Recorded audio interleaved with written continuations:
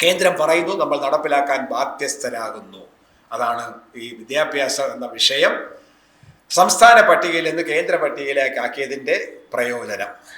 ഞാൻ ഉച്ചയ്ക്ക് വീട്ടിലുണ്ട്, ഒരു എൻ്റെ ഫോണിൽ വിളിക്കുന്നു. ഞാൻ പറഞ്ഞു ഞാൻ ഉച്ച മയക്കത്തില്ല, ഭക്ഷണം കഴിഞ്ഞാൽ ചിലപ്പോൾ വീട്ടിലുണ്ടെങ്കിൽ ഇന്ന് കിടക്കും. അപ്പം ഞാൻ പറഞ്ഞു ഞാൻ ഒരു യോഗത്തിലാണ്. അപ്പോൾ അവർ സാറേ ഞങ്ങൾ മുറ്റത്തുണ്ട്, സാറിൻ്റെ ശബ്ദം വീട്ടിൽ കേൾക്കാം. പിടി കൂടി കള്ളനെ കൂടി. എന്നിട്ട് അവരുടെ ഒരു കമൻറ്റ്, സാറിൻ്റെ ഒരു യോഗം. കിട്ടിയില്ലേ? ടോൺ മാറിയപ്പോൾ നല്ല യോഗമുള്ള മനുഷ്യൻ, യോഗ അഭ്യാസി. ഞാൻ ഒരു യോഗത്തിന് പോകുന്നു. അപ്പോൾ ഒരു വാക്കിന് പല അർത്ഥം ഉണ്ടാവാം.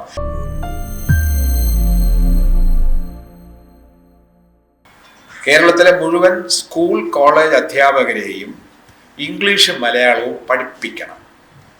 ആരും കോപിക്കരുത്. അപ്പോൾ അധ്യാപകർക്ക് ഭാഷ അറിയില്ലെന്നാണോ എന്ന് നിങ്ങൾ ചോദിച്ചേക്കാം. ഞങ്ങൾ ബിരുദാനന്തര ബിരുദത്തിന് പഠിക്കുന്നവർക്ക് ഭാഷ അറിയില്ലയോ എന്ന ചോദ്യം ന്യായമാണ്. പക്ഷേ ഓരോ വിഷയത്തിനും ഭാഷയിൽ അതിൻ്റേതായ പ്രാധാന്യമുണ്ട്. പൊതുവായി പറയുന്ന വാക്കിൻ്റെ അർത്ഥമാവില്ല ഒരു വിഷയാത്മകമായി പഠിക്കുമ്പോൾ. പവർ എന്ന ഇംഗ്ലീഷ് വാക്കിൻ്റെ അർത്ഥം എന്താ? ചോദ്യം നിങ്ങളോടാണ്. എനിക്കൊരു രോഗമുണ്ട് കേട്ടോ, ദോഷമെന്ന് പറയാം. ദീർഘകാലം അധ്യാപകനായിരുന്നുകൊണ്ട് ഇങ്ങനെ ചോദ്യം ചോദിച്ചുകൊണ്ടേയിരിക്കും, ഉത്തരം പ്രതീക്ഷിക്കുന്നില്ല. ചോദിക്കാനുള്ളത് ചോദിക്കുക എന്നുള്ളത് നമ്മുടെ ധർമ്മമാണ്. കർമ്മണ്യേ വാധികാരസ്ഥേ മാ ഫലേഷു കഥാചന എന്ന് ഗീതയിൽ ഇങ്ങനെ പറഞ്ഞിട്ടുണ്ടത്രേ. പവറിന്റെ അർത്ഥം എന്താ? ഇംഗ്ലീഷിൽ ശക്തി എന്നാണ്. ഫിസിക്സിലായാലോ IAS പവർ സെക്രട്ടറിയാണ്. ശക്തിയെല്ലാം സംഭരിച്ച IAS അവിടെ ഇരിക്കുകയാണോ? അല്ല, അത് ഊർജമെന്നാണ്. ഭൗതികത്തിൽ ഊർജമെന്നാണ്. പൊളിറ്റിക്കൽ സയൻസിലാണെങ്കിലോ അത് അധികാരമെന്നാണ്. അധികാരം കൊയ്യണം നമ്മൾ ആദ്യം, അത് കഴിഞ്ഞാവട്ടെ. പൊന്നാരിൽ നിന്ന് എടശ്ശേരി പറഞ്ഞത് ഏതധികാരം? രാഷ്ട്രീയ അധികാരം, ഭരണകൂടത്തിന്റെ അധികാരമാണ്. അപ്പോൾ ഒരു വാക്കിന് തന്നെ വ്യത്യസ്തമായ അർത്ഥം ഉണ്ടാവും. വ്യവഹാര മേഖലയിൽ, ജ്ഞാന മേഖലയിൽ. അത് മലയാളത്തിൽ അങ്ങനത്തെ ഒരുപാട് വാക്കുണ്ട്. മലയാളത്തില് ഇംഗ്ലീഷിൽ എത്ര അക്ഷരമാലയുണ്ട്? അക്ഷരമാലയിൽ എത്ര അക്ഷരമുണ്ട്? 26. മലയാളത്തിലോ? തർക്കമായി. എണ്ണിയാലൊടുങ്ങാത്തത്. പറയാം, മലയാളം മഹത്വമായ ഭാഷയാണ്. എത്ര അക്ഷരമുണ്ടെന്നറിയില്ല. സർക്കാർ 2022 പ്രസിദ്ധീകരിച്ച പുസ്തകത്തിൽ 49 അക്ഷരം നിജപ്പെടുത്തിയിട്ടുണ്ട്. ബാക്കി പിന്നെ വേറെ കുറെ ഉണ്ട്. പക്ഷെ ഉച്ചാരണം തെറ്റും. നായ്ക്കും നായ്ക്കും കൂടി ഒരക്ഷരമേ ഉള്ളൂ. നായ. ആ അക്ഷരം മറ്റൊരക്ഷരത്തിന്റെ ചുവട്ടിൽ പിന്നാലെ ഇട്ട് കഴിഞ്ഞാൽ ആന. നായ എന്നുള്ള സ്വരാക്ഷരത്തിന് പിന്നിലിട്ട് കഴിഞ്ഞാൽ നകാരമായി, ആനയായി. ആന നനഞ്ഞു എന്നോ ആന നനഞ്ഞു എന്നോ പറയേണ്ടി വരും. അപ്പൊ ഉച്ചാരണം പഠിക്കണം. അതിനെയാണ് ശിക്ഷ എന്ന് പറയുന്നത്. പ്രാചീന സംസ്കൃതത്തിൽ ശിക്ഷ എന്ന്. അതുകൊണ്ടാണ് സർവശിക്ഷ അഭിയാൻ. കേരളത്തിലുള്ള മുഴുവൻ പേരെയും ശിക്ഷിക്കട്ടെ എന്നല്ല. അപ്പൊ ശിക്ഷ എന്ന വാക്കിന്റെ അർത്ഥം എന്താ? അഭ്യസിപ്പിക്കുക എന്നാണ്. അത് ഉച്ചാരണം പഠിപ്പിക്കലാണ്. ഉച്ചാരണം വളരെ പ്രധാനമാണ്, ഇല്ലെങ്കിൽ തെറ്റിപ്പോകും. നമ്മുടെ ടോൺ അനുസരിച്ച്, സ്വരവ്യത്യാസം അനുസരിച്ച് അർത്ഥവ്യത്യാസം ഉണ്ടാകും. ഒരിക്കൽ ഈ മൊബൈൽ ഫോൺ വന്നതിന് ശേഷമുള്ള എനിക്ക് പറ്റിയൊരു അപകടമാണ്. ഈ മനോഹരമായ കള്ളം പറയാൻ പറ്റുന്ന ഉപകരണമാണ് ഈ മൊബൈൽ ഫോൺ. വിശ്വസനീയമായ കള്ളം. ഞാൻ ഉച്ചയ്ക്ക് വീട്ടിലുണ്ട്, ഒരു എൻ്റെ ഫോണിൽ വിളിക്കുന്നു. ഞാൻ പറഞ്ഞു ഞാൻ ഉച്ച മയക്കത്തില്ല, ഭക്ഷണം കഴിഞ്ഞാൽ ചിലപ്പോൾ വീട്ടിലുണ്ടെങ്കിൽ ഇന്ന് കിടക്കും. അപ്പം ഞാൻ പറഞ്ഞു ഞാൻ ഒരു യോഗത്തിലാണ്. അപ്പോൾ അവർ സാറേ ഞങ്ങൾ മുറ്റത്തുണ്ട്, സാറിൻ്റെ ശബ്ദം വീട്ടിൽ കേൾക്കാം. കൂടി കള്ളനെ കൂടി. എന്നിട്ട് അവരുടെ ഒരു കമൻറ്റ്, സാറിൻ്റെ ഒരു യോഗം. കിട്ടിയില്ലേ? ടോൺ മാറിയപ്പോൾ നല്ല യോഗമുള്ള മനുഷ്യൻ, യോഗ അഭ്യാസി. ഞാൻ ഒരു യോഗത്തിന് പോകുന്നു. അപ്പോൾ ഒരു വാക്കിന് പല അർത്ഥം ഉണ്ടാവാം. ഇംഗ്ലീഷും മലയാളത്തിലും. കേരളത്തിലെ വ്യവഹാര ഭാഷ മലയാളവും ഇംഗ്ലീഷുമാണ്. ഈ രണ്ട് ഭാഷകളിലും അധ്യാപകർക്ക് നല്ല പ്രാവീണ്യമുണ്ട് എങ്കിൽ അവർ അഭ്യസിപ്പിക്കുന്ന അല്ലെങ്കിൽ അവർ കൈകാര്യം ചെയ്യുന്ന വിഷയം കൃത്യമായി പറയാൻ പറ്റും. അതുകൊണ്ടൊരു ഭാഷാ നയം രൂപീകരിക്കണമെന്ന്, ഭാഷാ നയമൊക്കെ സർക്കാരിനുണ്ട്, രൂപീകരിക്കണമെന്നും അത് കൃത്യമായി നടപ്പിലാക്കണമെന്ന് പറഞ്ഞ് ഞങ്ങളുടെ ഒരു പ്രമേയം കൊടുത്തു. അതിപ്പോൾ വിദ്യാഭ്യാസ വകുപ്പ് തീരുമാനിച്ചിട്ടുണ്ട്. കേരളത്തിലെ മുഴുവൻ സ്കൂൾ അധ്യാപകരെയും ഇംഗ്ലീഷിലും മലയാളത്തിലും പ്രാവീണ്യമുള്ളവരാക്കി തീർക്കുന്ന ഒരു യജ്ഞത്തിന് തുടക്കം കുറിക്കാൻ പോകും. ഭാഷാ പരിശീലനം, അവരുടെ അധ്യാപക പരിശീലനത്തിൻ്റെ ഭാഗമായി, ടീച്ചേഴ്സ് ട്രെയിനിങ്ങിൻ്റെ ഭാഗമായിട്ട്, അല്ലെങ്കിൽ അവരുടെ ഇൻ സർവീസ് കോഴ്സിൻ്റെ ഭാഗമായിട്ട് ഭാഷാ അഭ്യാസം ഇംഗ്ലീഷിലും മലയാളത്തിലും എല്ലാ വിഷയത്തിലും. ചിലപ്പോൾ ഭാഷാ അധ്യാപകർക്ക് അത് വേണ്ടി വരില്ല, ഇംഗ്ലീഷ് പഠിപ്പിക്കുന്നവർക്ക്, മലയാളം പഠിപ്പിക്കുന്നവർക്ക്, ഹിന്ദി പഠിപ്പിക്കുന്നവർക്ക് വേണ്ടി വരില്ല, മറ്റു വിഷയങ്ങൾ പഠിപ്പിക്കുന്നവർക്ക് ഇത് വേണ്ടി വരും. കാരണം എന്താ? 1-ാം ക്ലാസ് മുതൽ 12-ാം ക്ലാസ് വരെ ഇംഗ്ലീഷ് മീഡിയത്തിൽ മാത്രമോ മലയാളം മീഡിയത്തിൽ മാത്രമോ പഠിക്കാൻ നമുക്ക് സ്വാതന്ത്ര്യമുണ്ട്. അത് കഴിഞ്ഞതിന് ശേഷം TTCക്ക് പോയിട്ട് നമുക്ക് പ്രൈമറി അധ്യാപകരായി നിയമനം കിട്ടാം, PSC വഴിയോ അല്ലെങ്കിൽ എയ്ഡഡ് സ്കൂളിലോ. അങ്ങനെ നിയമനം കിട്ടി വരുന്ന ഇംഗ്ലീഷ് മീഡിയത്തിൽ മാത്രം പഠിച്ച ഒരു അധ്യാപകൻ അല്ലെങ്കിൽ അധ്യാപിക ഒരു പ്രൈമറി സ്കൂളിൽ നിയമിതയായാൽ അവിടെ മലയാളം മീഡിയത്തിലാണ് പഠിപ്പിക്കേണ്ടതെങ്കിൽ ഈ അധ്യാപകൻ അധ്യാപിക എന്ത് ചെയ്യും? പൂർണ്ണമായിട്ട് ആ വിഷയത്തോട് നീതി പുലർത്താൻ സാധിക്കുമോ? തിരിച്ച് ബിരുദത്തിന് ഇതുപോലെ പോകാം, ഇംഗ്ലീഷ് മീഡിയത്തിലാവാം, മലയാളം മീഡിയത്തിലാവാം. പഠിച്ചു വരുന്നയാൾ ഹൈസ്കൂൾ അധ്യാപകനായി സ്കൂളിലെത്തിക്കഴിഞ്ഞാൽ പഠിപ്പിക്കേണ്ട വിഷയം അവിടെ ഇംഗ്ലീഷും മലയാളവും നോക്കിയിട്ടല്ലേ അധ്യാപകരെ നിയമിക്കുന്നത്, പൊതുവെ നിയമിക്കലാണ്. അവിടെ ബലിയാടാകുന്നത് അല്ലെങ്കിൽ പീഡിപ്പിക്കപ്പെടുന്നത് അല്ലെങ്കിൽ നീതി നിഷേധിക്കപ്പെടുന്നത് ആർക്കാണ്? വിദ്യാർത്ഥികൾക്കാണ്, പഠിതാക്കൾക്കാണ്. അപ്പോൾ ആ പഠിതാക്കൾക്ക് ബുദ്ധിമുട്ടുണ്ടാകാതിരിക്കാൻ ഗുരുനാഥന്മാരെ, അധ്യാപകരെ ഭാഷ പരിശീലനം കൊടുക്കുന്നത് അനിവാര്യമാണെന്ന് കണ്ടതുകൊണ്ടാണ് സർക്കാർ ഇപ്പോൾ തീരുമാനമുണ്ട്. വിദ്യാഭ്യാസം എല്ലാ കാലത്തും ഭരണവർഗത്തിൻ്റെ താല്പര്യത്തിനനുസരിച്ചാണ്. ഭരണവർഗം എന്ന് ഞാൻ പറയുന്നത് മന്ത്രിസഭയിലുള്ളവരുടെയോ അങ്ങേയറ്റത്തിരിക്കുന്ന രാജാവിൻ്റെയോ അല്ല, രാജഭരണകാലത്ത് രാജാവിൻ്റെയോ മന്ത്രിമാരുടെയോ മാത്രമല്ല, ജനാധിപത്യ യുഗത്തിൽ മന്ത്രിസഭയോ അല്ലെങ്കിൽ പ്രസിഡന്റോ പ്രധാനമന്ത്രിയോ മാത്രം അടങ്ങുന്നവരുമല്ല. അവരെയൊക്കെ നിയന്ത്രിക്കുന്ന ഒരു സാമ്പത്തിക വർഗമുണ്ടാവും. അവരുടെ താല്പര്യത്തിനനുസരിച്ചായിരുന്നു വിദ്യാഭ്യാസം എല്ലാ കാലത്തും തീരുമാനിച്ചിരുന്നത്. രാജഭരണം നിലനിന്നിരുന്ന കാലത്ത് കേരളത്തിൻ്റെ അവസ്ഥയിലാണെങ്കിൽ വേദാഭ്യാസനം നടത്തിയിരുന്നു. നിങ്ങളൊക്കെ സ്കൂളിലും കോളേജിലും പഠിപ്പിക്കുമ്പോൾ അവിടെ ഇന്ന ശാല ഉണ്ടായിരുന്നു, വേദപഠനം നടത്തിയിരുന്നു. കരുനന്തടക്കൻ ഒരു പാർത്ഥിവപുരം ശാല, അത് ഹിസ്റ്ററിക്കാർക്കറിയാം, വയനാട് മലബാറുകാർക്ക് എത്ര പരിചയമുണ്ടെന്ന് എനിക്കറിയില്ല. ഇവിടെ ചിലപ്പോൾ സാമൂതിരിയുടേതോ അല്ലെങ്കിൽ കോലത്തുകാട്ടിലെയോ ഒക്കെ രേഖകളിൽ കണ്ടേക്കാം. ചില വേദപഠനശാലകൾ സ്ഥാപിച്ചു, ക്ഷേത്രങ്ങളനുബന്ധിച്ചാണ്. ആ ക്ഷേത്രങ്ങൾക്ക് അല്ലെങ്കിൽ വേദപഠനശാലകൾക്ക് കരമൊഴിവായി ഭൂമി വിട്ടുകൊടുത്തിരുന്നു. UGC സ്കെയിൽ വന്നിട്ടില്ല. അതുകൊണ്ട് ഭൂമി, കാരണം കഞ്ഞി കുടിക്കാനുള്ള വകയാണ് കൊടുത്തത്. അധ്യാപകരും വിദ്യാർത്ഥികളും താമസിച്ച് പഠിക്കുന്ന കേന്ദ്രങ്ങളായിരുന്നു ഈ വിദ്യാകേന്ദ്രങ്ങൾ. അവിടെ പഠിപ്പിച്ചിരുന്നത് ധർമ്മശാസ്ത്രങ്ങൾ, വിജ്ഞാന പുരാണ ഇതിഹാസങ്ങളെക്കുറിച്ചുള്ള കാര്യം, വേദപഠനം. അതാർക്കാണ്? വൈദിക സിദ്ധി അല്ലെങ്കിൽ വൈദിക വിദ്യാഭ്യാസത്തെ, വൈദിക പാരമ്പര്യത്തെ അംഗീകരിക്കുന്നവർക്കുള്ളതാണ്. ഇന്ത്യക്ക് വെളിയിലുള്ള രാജ്യങ്ങളിലാണെങ്കിൽ, ഇസ്ലാമിക രാഷ്ട്രമാണെങ്കിൽ അവരെ അവിടെ അത് പഠിപ്പിക്കും, ക്രൈസ്തവ രാജ്യങ്ങളാണെങ്കിൽ അവരങ്ങനെ പഠിപ്പിക്കും, മറ്റേ യഹൂദ രാജ്യങ്ങളാണെങ്കിൽ അങ്ങനെയും പഠിപ്പിക്കും. ചൈനയിലും അത് തന്നെയായിരുന്നു സ്ഥിതി. അതായത് ഭരണകൂടത്തിൻ്റെ താല്പര്യം സംരക്ഷിക്കാനുള്ള ബുദ്ധിജീവികളെ ഉൽപ്പാദിപ്പിക്കുന്നതിന് വേണ്ടിയിട്ടാണ് വിദ്യാഭ്യാസം എന്ന ഈ പ്രക്രിയ രൂപപ്പെടുത്തി കൊണ്ടുവന്നത്.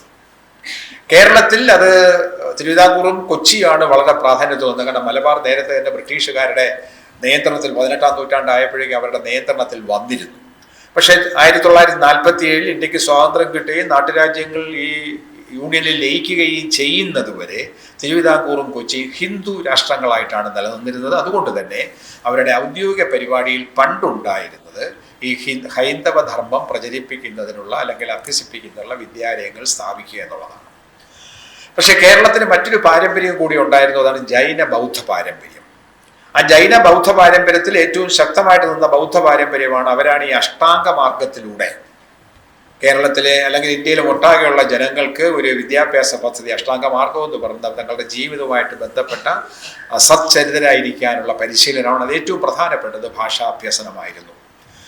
ഉത്തരേന്ത്യയിലെ സംസ്കൃത ഭാഷയിലും അതിനു മുമ്പുള്ള പ്രാകൃത പാലി ഭാഷകളിലും ഉണ്ടായിരുന്ന വിജ്ഞാനത്തെ മലയാളത്തിലേക്ക് കൊണ്ടുവന്നത്, തമിഴിലേക്ക് കൊണ്ടുവന്നത്, കന്നഡത്തിലേക്കും തെലുങ്കിലേക്കൊക്കെ കൊണ്ടുവന്നത് ബുദ്ധ ഭിക്ഷുക്കൾ വഴിയായിരുന്നു. സംസ്കൃതത്തിലൂടെ അല്ല അത് വന്നത്, മറ്റു ഭാഷകളിലൂടെയാണ്. അവർ ഈ ഭാഷകളെ ശക്തിപ്പെടുത്തുകയായിരുന്നു. ഒരു ഉദാഹരണം പറഞ്ഞാൽ, നമ്മൾ എഴുത്തച്ഛനെ ഭാഷാപിതാവായിട്ടാണ് അംഗീകരിക്കുന്നത്.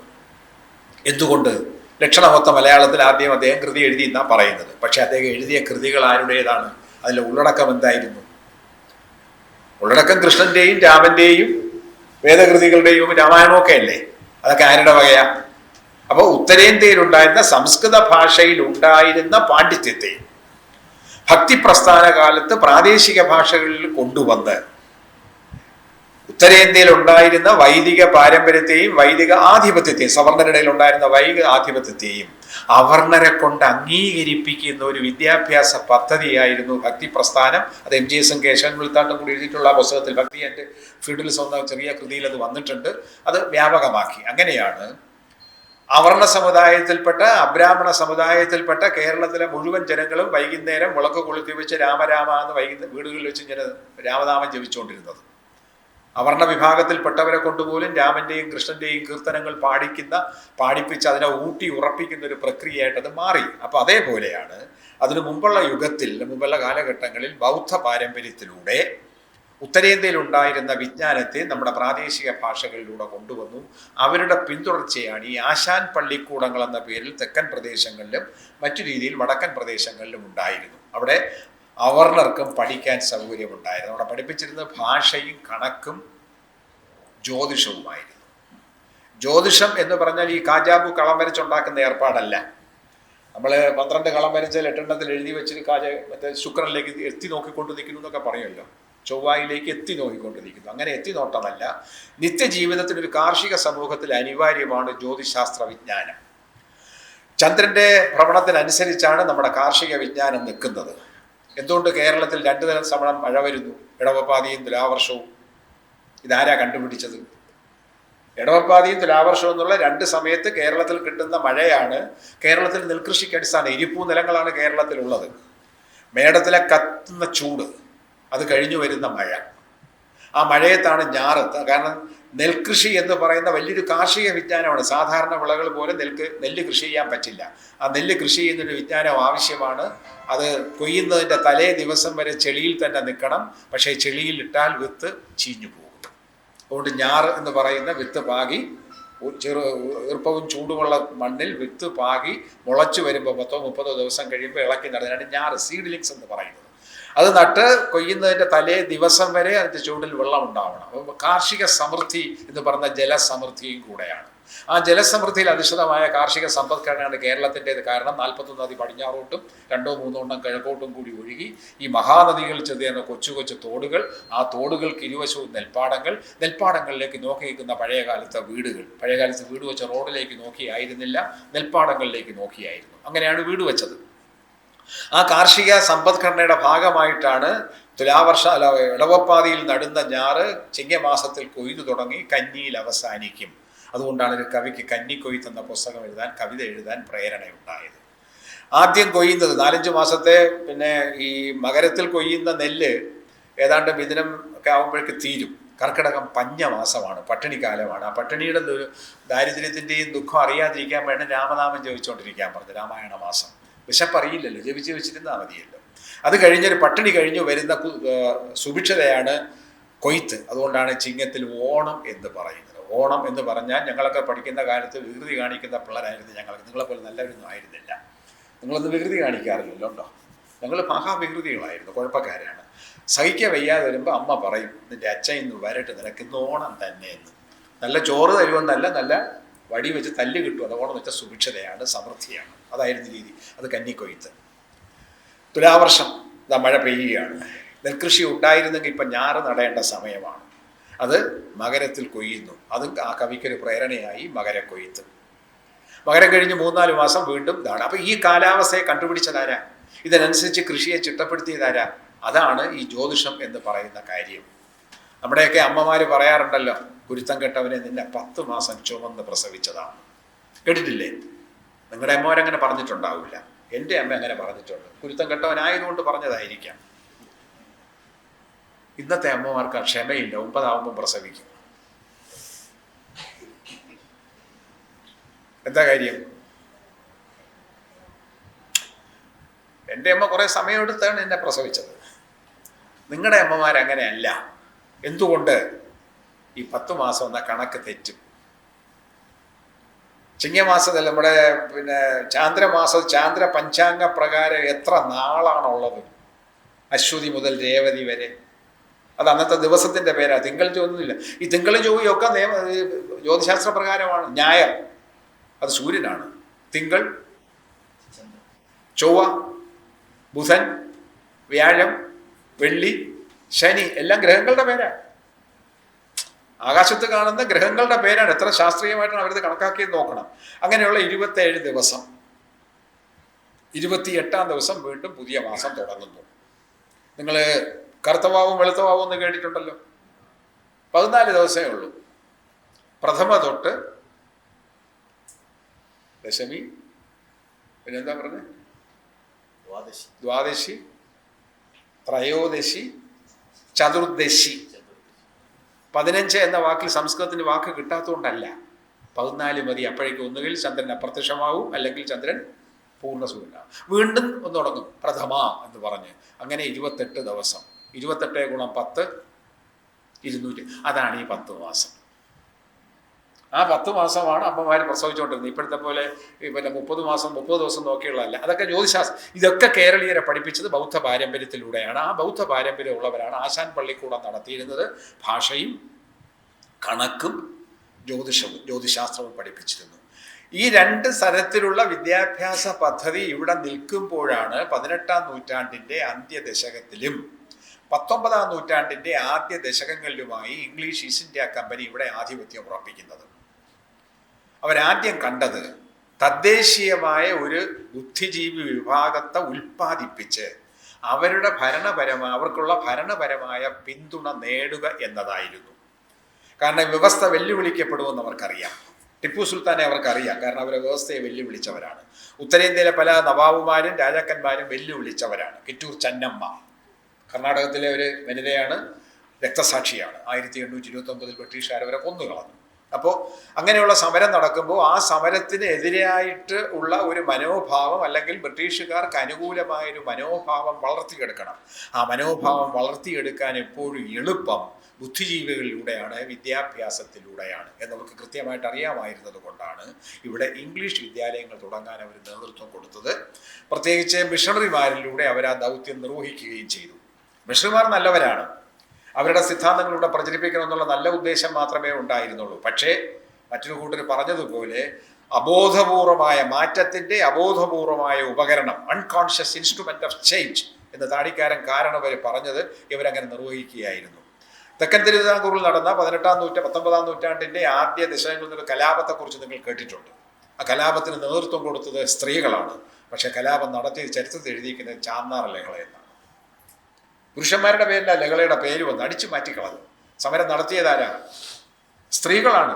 2ാം മുണ്ട് വേണം, അല്ലെങ്കിൽ മാറ് മറയ്ക്കണമെന്നുള്ള ആവശ്യം ഉന്നയിച്ചുകൊണ്ട് സമരം നടത്തിയപ്പോൾ ആ സമരത്തിന് കിട്ടിയ പേരെന്താ? ചാന്നാട്ടി ലഹള എന്നല്ല, പിന്നെയോ ചാന്നാർ ലഹള എന്നാണ് ചരിത്രത്തിൻ്റെ ഒരു ഗുണമെന്ന് പറയുന്നത്. നിങ്ങൾ വളച്ചൊടിക്കുന്നു, പിരിച്ചൊടിക്കുന്നു എന്നൊക്കെ പറഞ്ഞതിൻ്റെ കാര്യം ഇങ്ങനെയാണ് വരുന്നത്. എന്തുകൊണ്ടാണ് സമരത്തിന് കാരണം? അതിൻ്റെ ഹേതു എന്താ? സഹസ്രാബ്ദങ്ങളോ അല്ലെങ്കിൽ നൂറ്റാണ്ടുകളായോ കേരളത്തിലെ, പ്രത്യേകിച്ച് തെക്കൻ കേരളത്തിൽ, വടക്കൻ കേരളത്തിലുണ്ട് ടിപ്പുവിൻ്റെ കാലം വരെയെങ്കിലും, സ്ത്രീകൾ ആയാലും പുരുഷനായാലും ഒറ്റ മുണ്ടെടുത്താണ് നടന്നത്. അത് മതിയായിരുന്നു കേരളത്തിലെ കാലാവസ്ഥയ്ക്ക്. ഒറ്റ മുണ്ടെടുത്ത് നടന്നവർക്ക് എന്തുകൊണ്ട് പെട്ടെന്നൊരു ദിവസം ഞങ്ങൾക്കൊരു 2ാം മുണ്ട് വേണമെന്ന് തോന്നി? അത് മാനസികമായ ഒരവസ്ഥയാണ്. ആ തോന്നൽ എന്താ? സാംസ്കാരികമായ തോന്നൽ എന്നൊക്കെ നമുക്ക് പറയാം. ആ തോന്നലിൻ്റെ പ്രചോദാക്കൾ, അല്ലെങ്കിൽ ആ പ്രചോദിപ്പിച്ചത് ഇന്നത്തെ ഇന്ത്യൻ ശിക്ഷാ നിയമ ന്യായ സംഹിത അനുസരിച്ചാണെങ്കിൽ പ്രേരണക്കുറ്റം, അബറ്റ്മെന്റ്. ആ പ്രേരണക്കുറ്റം മിഷണറിമാരിലാണ്. അവർ പറഞ്ഞു, അവർ പള്ളികൾ സ്ഥാപിച്ചു. 1806 ആദ്യത്തെ പള്ളി തെക്കൻ തിരുവിതാംകൂറിൽ സ്ഥാപിക്കുന്നത്. ആ പള്ളി സ്ഥാപിച്ചപ്പോൾ ആ പള്ളിയിൽ വന്ന വിശ്വാസികളോട് അവർ പറഞ്ഞു, എല്ലാ ഞായറാഴ്ചയും പള്ളിയിൽ വരണം, ശരീരശുദ്ധി ഉണ്ടാവണം, വസ്ത്രശുദ്ധി ഉണ്ടാവണം. സ്ത്രീകളാണെങ്കിൽ അവരുടെ ഈ പുരോഹിതന്മാരുടെ വീട്ടിലെ സ്ത്രീകളെ പോലെ കുപ്പായം ധരിച്ചു, 2ാം മുണ്ടെന്ന് പറഞ്ഞില്ല, കുപ്പായം ധരിച്ചു വരണം എന്ന് പറഞ്ഞു. ആ കുപ്പായം ധരിച്ചു വരണം എന്ന് വെച്ചപ്പോൾ ദരിദ്ര ജനങ്ങൾക്ക് കുപ്പായം വാങ്ങാൻ തുടങ്ങി. ഒറ്റ തോർത്ത് തന്നെ കൊടുത്തോണ്ടാ പോകുന്നത്. അതിനെ കിട്ടാൻ പ്രയാസം. പിന്നെ 2ാം മുണ്ട് എങ്ങനെ കിട്ടും? അപ്പോഴാണ് സ്പോൺസർഷിപ്പ് വരുന്നു. ഈസ്റ്റ് ഇന്ത്യ നമ്മുടെ മിഷണറിമാർ അവർക്ക് തുണി ദാനം ചെയ്തു. തുണി ദാനം ചെയ്ത് അങ്ങനെ ഒരു സംസ്കാരം വളർന്നു വന്നപ്പോൾ എന്നെ പോലെയുള്ള ഒരു മദ്യം കുടിച്ച് ശീലിച്ച്, ഇവരൊന്നും കുടിക്കില്ലെന്ന് എനിക്ക് അറിയില്ല, എൻ്റെ കാര്യം ഞാൻ പറയാം, ശീലിച്ചത് എനിക്ക് സ്വന്തമായിട്ട് തോന്നിയിട്ടല്ല, ചിലർ പ്രേരിപ്പിച്ചിട്ടാണ്. കുഴപ്പമില്ല, കുടിച്ചു, ഒരു കുഴപ്പമില്ല. കുടിച്ച് കഴിഞ്ഞപ്പോഴാണ് കുടികിടപ്പുകാരനായെന്നുള്ള കാര്യം മനസ്സിലായത്. കുടിച്ചിട്ട് അവിടെ തന്നെ. ഇപ്പൊ പരപ്രേരണ, ആ പരപ്രേരണ ഒരു സാംസ്കാരിക ബോധമായി, ഒരു മൂല്യമായി മാറുന്നു, നമ്മുടെ ഒരു ശീലമായി മാറുന്നു. ആ ശീലമാണ് തെക്കൻ തിരുവിതാംകൂറിലെ ഈ വസ്ത്രധാരണ അവകാശത്തിന് വേണ്ടിയുള്ള കലാപം. അതിൻ്റെ പിന്നിലാരാ? ഈ മിഷണറിമാരെ കൊണ്ട് ഈ പ്രവൃത്തി ചെയ്യിപ്പിച്ചതാരാ? 1814 മൺട്രോ ആയിരുന്നു ആദ്യത്തെ ഉത്തരവിറക്കിയത്. 1822 തൊട്ടാണ് കലാപം വ്യാപകമായത്. 1829 ക്രിസ്തു മതത്തിൽ ചേർന്നെന്ന് പറയുന്നത് കിരസ്ത മതത്തിൽ ചേർന്നവർക്ക് രണ്ടാം മുണ്ട് ധരിക്കാം എന്ന് പറയുന്നു. 859 ആയപ്പോൾ പറയുന്നു ക്രിസ്തു മതത്തിൽ ചേരാത്ത ചാന്നാട്ടിമാർക്കും ഇത് ധരിക്കാം എന്ന്. 865 ആയപ്പോൾ പറഞ്ഞു എല്ലാ വിഭാഗം, ജാതി മത ഭേദമന്യേ എല്ലാ വിഭാഗം സ്ത്രീകൾക്കും ഈ വസ്ത്രം ധരിക്കാനുള്ള അവകാശം കൊടുക്കുന്നു. 814 ഇത്തരത്തിൽ ഉത്തരവിറക്കാൻ മൺട്രോ നിർബന്ധിതനായത് എന്തുകൊണ്ട്? ഈസ്റ്റ് ഇന്ത്യ കമ്പനി ഇന്ത്യയിലേക്ക് വന്ന എന്തുകൊണ്ടാണ്? പൗരസ്ത്യദേശത്തേക്ക്, മധ്യധരണ്യാഴിക്ക് കിഴക്കുള്ള പ്രദേശത്തേക്ക് വന്ന് കച്ചവടം നടത്താൻ തീരുമാനിച്ചത് കുരുമുളകും വസ്ത്രവും വാങ്ങാനായിരുന്നു, കയറും വാങ്ങാനായിരുന്നു. കയർ അവർക്ക് പായ്ക്കപ്പൽ പിടിച്ചു കെട്ടാൻ കയറ് വേണം. കേരളത്തിൽ ഇഷ്ടംപോലെ തെങ്ങുണ്ട്, തേങ്ങയുണ്ട്, ചകിരി ഉണ്ടാക്കുന്ന ഒരു വ്യവസായം, കുടിൽ വ്യവസായമായിട്ട് എൻ്റെ ഇവിടെ ഉണ്ടായിരുന്നു. ആ കയറ് വാങ്ങണം, കുരുമുളക് വാങ്ങണം, തുണി വാങ്ങണം. ഇന്ത്യയിൽ നിന്നുള്ള തുണി അവർ വാങ്ങിക്കൊണ്ടുപോയി അവിടെ വിദേശ രാജ്യങ്ങളിൽ വിറ്റ് സമ്പത്തുണ്ടാക്കി. Dutch East India company 1 pound കുരുമുളകിന് 1 പെൻസ് വില വർദ്ധിപ്പിച്ചത് കൊണ്ടാണ് അവരെ ബഹിഷ്കരിക്കാൻ വേണ്ടി ഇംഗ്ലീഷ് ഈസ്റ്റ് ഇന്ത്യ കമ്പനി 1600 ആണ്ട് 125 കച്ചവടക്കാർ ചേർന്ന് സ്ഥാപിച്ചത്. ഈ വ്യാപാരമാണ് 19-ാം നൂറ്റാണ്ടിൻ്റെ ആരംഭ ദശകങ്ങൾ വരെ ഇന്ത്യയിൽ ഉണ്ടായിരുന്നത്. അങ്ങനെ പ്രവർത്തിച്ചു വരുമ്പോഴാണ് ഇവിടുന്ന് കൊണ്ടുപോയ തുണി വിറ്റും കുരുമുളക് വിറ്റും സമ്പന്നരായ അവിടുത്തെ മുതലാളിമാര് ശാസ്ത്ര സാങ്കേതിക വിദ്യ അറിയാവുന്നവരെ വിലക്കെടുത്ത് അവർക്ക് നല്ല ശമ്പളം കൊടുത്ത് ഗവേഷണ സ്ഥാപനങ്ങൾ സ്ഥാപിച്ച് ഹാൻഡ്ലൂമിൻ്റെ സ്ഥാനത്ത് പവർലൂം കൊണ്ടുവന്നു. 1784 പവർലൂം സ്ഥാപിക്കുന്നത് എഡ്മണ്ട് കാർട്ട്റൈറ്റ്.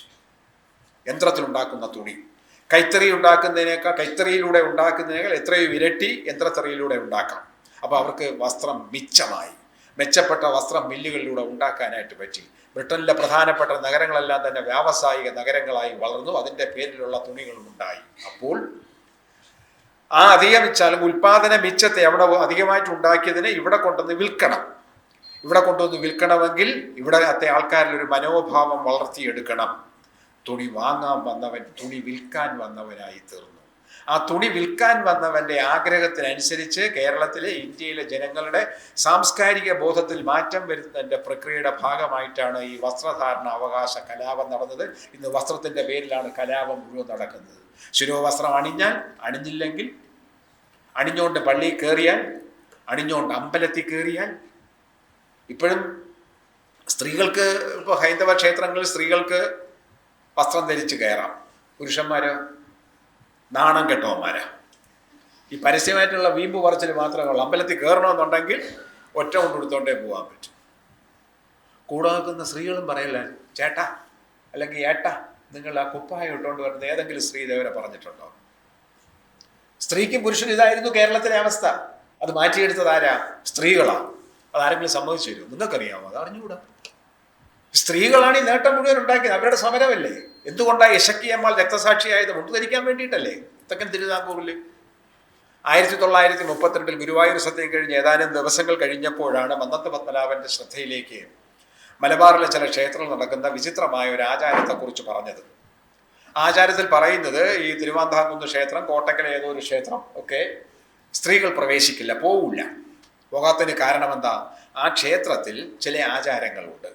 ക്ഷേത്രത്തിനകത്ത് കയറുമ്പോൾ സ്ത്രീകൾ തങ്ങളുടെ രണ്ടാം മുണ്ട് അഴിച്ചു വയ്ക്കണം, ഒറ്റ മുണ്ട് കൊടുത്തേ കയറാൻ പാടുള്ളൂ.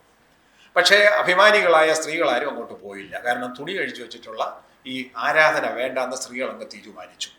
അതറിഞ്ഞപ്പോൾ മന്നത്ത് പോകാൻ അതിശക്തമായ ഭാഷയിൽ ഭത്സിക്കുന്നുണ്ട്. അദ്ദേഹം പറഞ്ഞത് ഇങ്ങനെയാണ്: ഒരു വിശ്വാസിയായ സ്ത്രീയുടെ നഗ്ന ശരീരം കണ്ടെങ്കിൽ മാത്രമേ കടാക്ഷിക്കുകയുള്ളൂ എന്ന് ഏതെങ്കിലും ദേവൻ ശടിച്ചാൽ എൻ്റെ സഹോദരിമാരെ ഞാൻ നിങ്ങളെടുത്ത് പറയുകയാണ്, ആ ദേവനെ ബഹിഷ്കരിക്കുക. ഇന്ന് പറയാൻ ആർക്കെങ്കിലും തൻ്റെ ഇടം ഉണ്ടോ? ദേവനെ ബഹിഷ്കരിക്കാൻ ആർക്കെങ്കിലും പറയാൻ പറ്റുമോ? പറ്റില്ല. കാരണം ആ തൻ്റെ ഇടം അന്നത്തെ സാമൂഹ്യ പരിഷ്കർത്താക്കൾക്ക് ഉണ്ടായിരുന്നു. അത് സ്ത്രീകളുടെ ധൈര്യത്തിൻ്റെ ഭാഗമായിട്ടും കൂടി വന്നതാണ്. അപ്പോൾ വസ്ത്രധാരണ ഒരു സാംസ്കാരിക അവസ്ഥയാക്കി മാറ്റിയെടുത്തപ്പോൾ അതിന് അനുകൂലമായ ഒരു വർഗത്തെ അല്ലെങ്കിൽ ഒരു ബുദ്ധിജീവി വിഭാഗത്തെ ഉൽപ്പാദിപ്പിക്കേണ്ടത് ഈ തിരുവിതാംകൂറിലെയും കൊച്ചിയിലെയും ഭരണത്തെ പരോക്ഷമായി നിയന്ത്രിച്ചിരുന്ന ഇംഗ്ലീഷുകാർക്ക് ഇംഗ്ലീഷ് ഈസ്റ്റ് ഇന്ത്യ കമ്പനിക്ക് ആവശ്യമായിരുന്നു. അങ്ങനെയാണ് ആധുനിക വിദ്യാഭ്യാസം വരെ അതിന് നിമിത്തമാകാൻ മിഷണറിമാരും ഉണ്ടായത്. എങ്കിലും 1817 തിരുവിതാംകൂറിൽ ഒരു മഹാറാണി ഒരു ഉത്തരവിറക്കി നാട്ടുഭാഷാ വിദ്യാഭ്യാസത്തെ പ്രോത്സാഹിപ്പിക്കുന്നുണ്ട്. എഴുത്തും കണക്കും തമിഴും ജ്യോതിഷവും പഠിപ്പിക്കുന്നതിന് വേണ്ടി ഒരു സ്കൂളിൽ 2 വാദ്യാന്മാരെ 50 പണം ശമ്പളം കൊടുത്ത് നിയമിക്കാനുള്ള ഉത്തരവ് 1817 ഒരു റാണി, നമ്മുടെ സ്വാതിരുന്നാൾ രാജാവിൻ്റെ അമ്മയുടെ അനുജത്തി റീജന്റ് റാണി ഇറക്കുന്നുണ്ട്.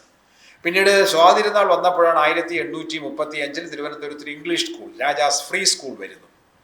1850 തിരുവിതാംകൂറിലും കൊച്ചിയിലും എല്ലാ ജില്ലാ ജില്ല ഇന്നത്തെ പോലെ റവന്യൂ ജില്ലയൊന്നുമില്ല, ഒരു ഭരണ സംവിധാനത്തിൽ മണ്ഡപത്ത് വാതിൽക്കുന്ന പറഞ്ഞ അവിടെയൊക്കെ വിദ്യാലയങ്ങൾ വരുന്നു. 1866 ആയപ്പോൾ തിരുവനന്തപുരത്ത് മഹാരാജാസ് കോളേജ് വരുന്നു, ഇന്നത്തെ വിശ്വവിഖ്യാതമായ യൂണിവേഴ്സിറ്റി കോളേജ് 1866. 1847 തിരുവനന്തപുരം കൊച്ചിയിലെ വിദ്യാഭ്യാസം വ്യാപകമാകുന്നത്. മഹാരാജാസ് കോളേജ് 1875. 1875 മഹാരാജാസ് കോളേജ്. അതേ വർഷം തന്നെയാണെന്ന് തോന്നുന്നു വിക്ടോറിയ കോളേജ് പാലക്കാട്. കാരണം മലബാർ എന്നൊരു ജില്ലാ ബോർഡിൻ്റെ നിയന്ത്രണത്തിലാണ്. റേഡ് സ്കൂൾ എന്നാണ് അതിന് പറഞ്ഞിരുന്നത്. Palakkad Victoria college, Thalassery Brennen കോളേജൊക്കെ വരുന്നത് അങ്ങനെയാണ്. അപ്പോൾ ഉന്നത വിദ്യാഭ്യാസവും പൊതുവിദ്യാഭ്യാസവും ഉന്നത വിദ്യാഭ്യാസവും തിരുവിതാംകൂറിലും കൊച്ചിയിലും മലബാറിലും ഒക്കെ വരേണ്ടി വന്നത് എന്തിനു വേണ്ടി? നമുക്ക് പ്രയോജനപ്പെട്ടു, നമുക്ക് അക്ഷരം പഠിക്കാൻ കിട്ടി, ലോകകാര്യങ്ങൾ മനസ്സിലാക്കാൻ പറ്റി, പ്രബുദ്ധതയുണ്ടായി, ലോകത്തെവിടെയും പോയി ജോലി ചെയ്ത് ജീവിക്കാനുള്ള സൗകര്യമുണ്ടായി എന്ന് നമ്മുടെ ഭാഗത്ത് നിന്ന് ചിന്തിക്കുമ്പോൾ ശരിയാണെങ്കിലും അനുക്ഷണ വികാസം പ്രാപിക്കുന്ന ഒരു സമ്പദ്ഘടനയ്ക്ക് സമ്പത്ത് ഉൽപ്പാദിപ്പിക്കാൻ ആവശ്യമായ പരിശീലനം സിദ്ധിച്ച തൊഴിലാളിയെ ആവശ്യമാണ്, അല്ലെങ്കിൽ ഉദ്യോഗസ്ഥന്മാരെ ആവശ്യമാണ്. ഇന്ത്യക്ക് വെളിയിലുള്ള ബ്രിട്ടീഷ് കോളനികളിൽ ജോലി ഉണ്ടായിരുന്നു. അവിടെ എന്താ പറയുന്നത്, നമ്മുടെ ശ്രീലങ്ക, പഴയ സിലോൺ, മലയ, ബർമ്മ, പിന്നെ സിംഗപ്പൂര്, ഇതെല്ലാം ബ്രിട്ടീഷ് കോളനികളാണ്. ഈജിപ്റ്റ്, അവിടെയൊക്കെ ഇന്ത്യക്കാർ പോയിരുന്നു. കാരണം ഇന്ത്യക്കാർക്ക് അവിടെ ജോലി കിട്ടും. ആദ്യം അടിമകളായി പിടിച്ചു കെട്ടി കൊണ്ടുപോയി, പിന്നീട് വിദ്യാഭ്യാസം ഉള്ളവരെ കൊണ്ടുപോയി. കാരണം അവിടെ എഴുത്തും കണക്കുമൊക്കെ സൂക്ഷിക്കാനും അതേപോലെ ജോലി ചെയ്യാനും ഒക്കെ ആവശ്യമായി വന്നു. അങ്ങനെ ഒരു ലേബർ മാർക്കറ്റ്, ഉൽപാദന മേഖലയിൽ വികാസം സംഭവിച്ചപ്പോൾ, യന്ത്രവൽക്കരണം വന്നപ്പോൾ, ആധുനികവൽക്കരണം വന്നപ്പോൾ അതിനനുസരിച്ചുള്ള ഉദ്യോഗസ്ഥന്മാരെ ആവശ്യമായി വന്ന ആ ഉദ്യോഗസ്ഥന്മാരെ പരിശീലിപ്പിക്കുന്നതിനുള്ള ഒരു ഉപകരണമായിട്ടാണ് വിദ്യാഭ്യാസത്തെ കണ്ടത്. അങ്ങനെയാണ് ബിരുദധാരികളായി കഴിഞ്ഞാൽ ജോലി കിട്ടും. തിരുവിതാംകൂറിൽ പണ്ട് 7ാം ക്ലാസ് പാസ്സായി കഴിഞ്ഞാൽ സർക്കാർ ഗുമസ്തനാവാം. അത് കഴിഞ്ഞ് പരിശീലനം കൂടി കഴിഞ്ഞാൽ പ്രൈമറി വാദ്യാരാവാം. 10ാം ക്ലാസ് എന്ന് പറഞ്ഞാൽ മെട്രിക്കുലേഷൻ പാസ്സായി കഴിഞ്ഞാൽ സെക്രട്ടേറിയറ്റിൽ ജോലി കിട്ടും. പിന്നെ ബിരുദ പഠനത്തിന് പോകും. ബിരുദ പഠനം കഴിഞ്ഞിറങ്ങിയ ഹൈസ്കൂളിൽ ജോലിയായി, സർക്കാർ ഉദ്യോഗമായി. അങ്ങനെ ഒരുപാട് സൗകര്യങ്ങൾ അന്നത്തെ വികസിപ്പിക്കാൻ ഇടയായത് ഈ അനുക്ഷണ വികാസം പ്രാപിക്കുന്ന ആധുനിക സാമ്രാജ്യത്തിൻ്റെ ഫലമായിട്ടാണ്. 1857 ബ്രിട്ടീഷ് വിരുദ്ധ കലാപങ്ങളുടെ 1ാം ഘട്ടം അവസാനിക്കുന്നത്. അതുവരെയുള്ള കലാപത്തിൻ്റെ സവിശേഷത എന്തായിരുന്നു? അതുവരെയുള്ള കലാപത്തിൻ്റെത് 1600-ാം ആണ്ടോ അല്ലെങ്കിൽ പോർച്ചുഗീസുകാർ വന്നപ്പോഴോ മുതൽ തദ്ദേശീയരായ നാടുവാഴികളും വർത്തക പ്രമാണികളും വിദേശികളെ എതിർക്കുന്നുണ്ടായിരുന്നു. അത് 1857-58 കലാപം വരെ ഒരേ സ്വഭാവത്തിലുള്ളതാണെന്ന് മനസ്സിലാക്കാം. എന്താണതിന് കാരണം? നിലവിലുള്ള വ്യവസ്ഥയ്ക്ക് ഊനം തട്ടാതെ സംരക്ഷിക്കുന്നതിന് വേണ്ടിയിട്ടാണ് ആ കലാപകാരികൾ സമരം ചെയ്തത്. എന്തുകൊണ്ടായിരുന്നു കുഞ്ഞാലിമരക്കാർ സമരം ചെയ്തത്? അറബിക്കടലിൻ്റെ അധിപനായിരുന്നു അദ്ദേഹം. Admiral of the Arabian sea എന്ന് അദ്ദേഹത്തെക്കുറിച്ച് പറയുന്നത്. അങ്ങ് ഗുജറാത്തിലെ കച്ച് തീരം മുതൽ ശ്രീലങ്കയിലെ കൊളംബോ വരെയുള്ള പ്രദേശം അറബിക്കടലിൻ്റെ അധിപനായിരുന്നു അദ്ദേഹം. കാരണം കച്ചവട കാര്യങ്ങൾ നിയന്ത്രിച്ചത് അവരാണ്. അവരിലേക്കാണ് പോർച്ചുഗീസുകാർ കടന്നു വന്നത്. അപ്പോൾ പോർച്ചുഗീസുകാർ കടന്നു വന്നു കഴിഞ്ഞാൽ മലബാറിലെ, പ്രത്യേകിച്ച് അറബിക്കടലിലെയും മലബാറിലെയും വ്യാപാരത്തിൻ്റെ ഉടമസ്ഥന്മാർക്ക് കുഴപ്പമുണ്ടാകും. അതുകൊണ്ട് വിദേശികളെ ആട്ടിപ്പായിക്കേണ്ടത് ആവശ്യമാണെന്ന തിരിച്ചറിവിൽ നിന്നാണ് കുഞ്ഞാലിമരക്കാർ സമരം ചെയ്യുന്നത്. അതുകൊണ്ടാണ് അദ്ദേഹത്തെ നിഗ്രഹിച്ചു കളഞ്ഞത്. അപ്പം നിലവിലുള്ള വ്യവസ്ഥയെ സംരക്ഷിക്കാൻ 1809 കുണ്ടറ വിളംബരം കേട്ടിട്ടുണ്ടോ? വേലിത്തമ്പി എന്നൊരു വിദ്വാൻ അവിടെ ഉണ്ടായിരുന്നു. നല്ല പ്രവൃത്തി ചെയ്തുകൊണ്ട് ഇപ്പോൾ സെക്രട്ടേറിയറ്റിൻ്റെ അകത്ത് നിന്ന് പടിഞ്ഞാറോട്ട് നോക്കിക്കൊണ്ട് നിൽപ്പുണ്ട്. മറ്റൊരാൾ സെക്രട്ടേറിയറ്റിന് വെളിയിൽ നിന്ന് കിഴക്കോട്ട് ഇങ്ങനെ മൊത്തം നോക്കുന്നുണ്ട്. അങ്ങനെ പേര് സർപ്പി മാധവറാവു. പടിഞ്ഞാറോട്ട് നോക്കുന്നയാളുടെ പേര് വേലിത്തമ്പി നൽവ. കാക്കയ്ക്ക് വലിയ സന്തോഷമാണ്. അവർക്ക് അത്രയും പ്രയോജനമുള്ളൂ. ഈ പ്രതിമ വച്ചാൽ മഹത്വം കിട്ടൂല, ഇങ്ങനത്തെ ഗുണങ്ങൾ കിട്ടുകയും ചെയ്യും. വേലിത്തമ്പിയുടെ 809 കുണ്ടറവിളംബരത്തെ കുറിച്ച് കേട്ടിട്ടുണ്ടോ? എന്താണത്? ബ്രിട്ടീഷുകാർക്കെതിരെയുള്ള സമര പ്രഖ്യാപനം, ഒരു മാനിഫെസ്റ്റോയാണ്. എന്തായാലും പറയുന്നത്, ആദ്യം അവർ 8 ലക്ഷം ചോദിച്ചു, നമ്മൾ കൊടുത്തു. പിന്നെ 2 ലക്ഷം കൂടി ചോദിച്ചു. ഇനി ചോദിക്കില്ല എന്ന വ്യവസ്ഥയിന്മേൽ അതും കൂടി കൊടുത്തു. പക്ഷെ അവരെ വിശ്വസിക്കാൻ ഒക്കില്ല, വീണ്ടും ചോദിച്ചുകൊണ്ടിരിക്കുക. ചതിയും വഞ്ചനയും അവരുടെ വംശപാരമ്പര്യമാകയാലും തെങ്ങവരി തലവരി മുതലായ അധിക നികുതികൾ കുടികളിൽ കെട്ടിവെച്ചും കോവിലുകളിൽ കുരിശും കൊടിയും നാട്ടിയും യുഗഭേദം പോലെ ബ്രാഹ്മണ സ്ത്രീകളെ സംസർഗം ചെയ്തും ഇങ്ങനെ അവന്മാർ പോയാൽ നമ്മൾ എന്ത് ചെയ്യണം? അവർക്കെതിരെ സമരം ചെയ്തെങ്കിൽ ഭാവി തലമുറ നമ്മോട് ചോദിക്കും, അടുത്ത തലമുറ ചോദിക്കും, നിങ്ങൾ ഇവിടെ ജീവിച്ചിരുന്നില്ലയോ, നിങ്ങൾ എന്ത് ചെയ്തു ചോദിക്കും. അങ്ങനെ ചോദിക്കാതിരിക്കുന്നതിന് വേണ്ടി ഇതാ നാം തിരിക്കുന്നു. കൊല്ലത്തിനടുത്ത് കുണ്ടറയിൽ സ്ഥലത്തിൻ്റെ പേരാണ് നാം തിരിക്കൽ. ആ സമരം ചെയ്ത സ്ഥലത്തിൻ്റെ പേരാണ് നാം തിരിക്കുന്നു. പോയി രക്തസാക്ഷിയായി. അപ്പോൾ വേലുത്തമ്പി ചെയ്ത എന്തിനു വേണ്ടിയാ? നിലവിലിരിക്കുന്ന വ്യവസ്ഥയ്ക്ക് ഊനം തട്ടാതിരിക്കുന്നതിന് വേണ്ടി. അത് തന്നെയാണ് ഝാൻസി റാണി ചെയ്തത്, പേഷ്വ ചെയ്തത്, ഗാന്ധിയെ തോപ്പി ചെയ്തത്, നാനാ സാഹിബ് ചെയ്തത്, ചിറ്റൂർ കന്നമ്മ ചെയ്തത് ഒക്കെ അത് തന്നെയാണ്. അപ്പോൾ ആ കലാപം അടിച്ചമർത്തപ്പെട്ടു 857-58 ശേഷം. അപ്പം നിലവിലിരുന്ന വ്യവസ്ഥയെ സംരക്ഷിക്കാൻ വേണ്ടി സമരം ചെയ്യുന്നതും സ്വാതന്ത്ര്യ സമരമാണ്. അതിൽ നിന്ന് വ്യത്യസ്തമായി 858 ശേഷം ഇന്ത്യയിലും കേരളത്തിലും സംഭവിച്ച എന്താ? ബ്രിട്ടീഷുകാർ വളരെ ബോധപൂർവം ചെയ്തത് 1857 3 സർവകലാശാലകൾ ഇന്ത്യയിൽ സ്ഥാപിച്ചത്. മദ്രാസും ബോംബെയും കൽക്കട്ടയും. അതിനോടനുബന്ധിച്ച് 3 കോളേജുകളും കൊണ്ടുവന്നു. 3 പ്രസിഡൻസി കോളേജുകൾ, Calcutta presidency, Madras presidency, Bombay presidency. അതിന് തൊട്ട് 5-6 വർഷങ്ങൾക്ക് 1854 ചാൾസ് വുഡ് എന്ന് പറയുന്ന വിദ്വാന്റെ വുഡ്സ് ഡെസ്പാച്ച് അതനുസരിച്ചാണ് ഇന്ത്യയിലെ ബ്രിട്ടീഷ് ഇന്ത്യൻ പ്രവിശ്യകളിലെ വിദ്യാഭ്യാസ രംഗത്തെ സ്വകാര്യ സംരംഭകരെ സാമ്പത്തികമായി സഹായിക്കുന്ന ഗ്രാൻഡ് ഇൻ എയ്ഡ് സ്കീം കൊണ്ടുവന്ന് 854. എന്നുവെച്ചാൽ വിദ്യാഭ്യാസ രംഗത്ത് പ്രവർത്തിക്കുന്ന സർക്കാർ സൗകര്യം ചെയ്തു കൊടുക്കുന്നു. കാരണം സർക്കാരിന് ആവശ്യമാണ് വിദ്യാഭ്യാസം സിദ്ധിച്ച ആൾക്കാരുടെ എണ്ണം. 857 ശേഷം ഇന്ത്യയിൽ വിദ്യാഭ്യാസം വരുന്നു. സമ്പന്നരായ ഭൂവുടമകളുടെയും രാജാക്കന്മാരുടെയും വർത്തക പ്രമാണിമാരുടെയും മക്കൾക്ക് വിദേശത്ത് പോയി പഠിക്കാം, ഭാരത് ലാ ആവാം, അങ്ങനെയൊക്കെ വരാം. ഒരു 10-20 കൊല്ലം കഴിഞ്ഞപ്പോഴേക്കും അഭ്യസ്ത വിദ്യരായ ഒരു മധ്യവർഗം ഇന്ത്യയിൽ വളർന്നു ഉദിച്ചു. ആ മധ്യവർഗമാണ് പിന്നെ ഇന്ത്യൻ നാഷണൽ കോൺഗ്രസിന് നേതൃത്വം കൊടുത്ത് ഇന്ത്യ ദേശീയ പ്രസ്ഥാനത്തെ നയിച്ചത്. ആ അഭ്യസ്ത വിദ്യരാണ് പിന്നീട് സാമൂഹ്യ പരിഷ്കരണ പ്രസ്ഥാനത്തിൽ ഇടപെട്ടത്, നവോത്ഥാനത്തിന് വിത്തുപാകിയത്. ആ മധ്യവർഗത്തിന്റെ പിന്തുണയോടുകൂടിയാണ് ജന്മിവിരുദ്ധ കലാപങ്ങൾ നടത്തി കർഷകർക്ക് ഭൂമി ഉടമസ്ഥാവകാശം കിട്ടണമെന്നുള്ള സിദ്ധാന്തം മുന്നോട്ട് വെച്ചത്. അപ്പോൾ ഇതേ മധ്യവർഗം തന്നെയാണ് വേറൊരു രൂപത്തിൽ 565ഓളം വരുന്ന ഇന്ത്യയിലെ നാട്ടുരാജ്യങ്ങളിൽ ഉത്തരവാദിത്വ ഭരണം സ്ഥാപിക്കണമെന്ന് ആവശ്യപ്പെട്ടുകൊണ്ടുള്ള പ്രക്ഷോഭങ്ങൾ ആരംഭിച്ചത്. അപ്പം 4 തരത്തിലുള്ള പ്രക്ഷോഭം 858 ശേഷം കാണാം. ഈ 4 സമരങ്ങളെയും നയിച്ചത്, അതിന് ശക്തി പകർന്നത്, വിജയരഥത്തിൽ എത്തിച്ചത് അഭ്യസ്തവിദ്യരായ മധ്യവർഗ ബുദ്ധിജീവികളായിരുന്നു. കേരളത്തെ സംബന്ധിച്ചിടത്തോളം ശ്രീനാരായണ ഗുരുവും ചട്ടമ്പി സ്വാമിയൊക്കെ ആധ്യാത്മിക നേതാക്കളാണ്. അവരുടെ സിദ്ധാന്തങ്ങൾ ഉൾക്കൊണ്ടുകൊണ്ട് അതിനെ പ്രചാരത്തിലെത്തിച്ചതാരാ? പ്രവൃത്തി പഥത്തിലെത്തിച്ചതാരാ? ഒരു ഡോക്ടർ പൽപ്പുവും കുമാരനാശാനും CV കുഞ്ഞിരാമനും TK മാധവനും ഇവിടെ പിന്നെ എന്താ പറഞ്ഞ പത്രം സ്ഥാപിച്ച മലബാറിലാണുണ്ടല്ലോ, മിതവാദി കൃഷ്ണനും ഒക്കെ ഇല്ലായിരുന്നുവെങ്കിൽ, മൂർക്കോത്ത് കുഞ്ഞമ്മയും കുമാരനും ഒക്കെ ഇല്ലായിരുന്നുവെങ്കിൽ ശ്രീനാരായണ ഗുരുവിൻ്റെ സിദ്ധാന്തങ്ങൾ ജനങ്ങൾ അറിയുമോ?